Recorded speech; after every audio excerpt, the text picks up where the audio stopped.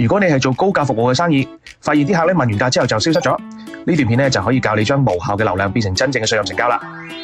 要記住一個真相，流量咧只係解決睇見你，內容先至係解決點解要信你。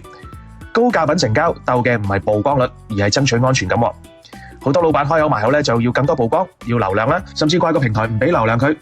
我同你講，你根本就唔缺流量，你缺嘅係信任。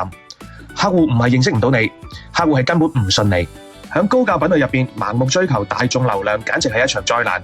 你越買流量，吸引翻嚟嘅就越同你講價。好多時候咧問完價咧就人間蒸發噶啦。我哋去睇下一啲頂級財富管理專家係點樣做法嘅。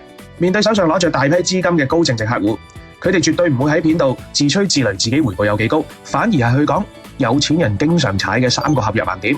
呢種內容外行覺得冇咩，但精準嘅客戶一睇就知道你個人識嘢啦，知風險啦，而且咧唔會亂搞花神。真正有高要求嘅客，最着重嘅唔係你有幾熱情，而係你夠唔夠穩陣。唔好再喺條片度狂吹自己幾有經驗，有咩優惠，反而回答多啲客戶心入面最底層嘅恐懼，咁先係真正賺錢嘅流量嚟啊！ Follow 俾個 like， 白頭佬幫你輕鬆做生意。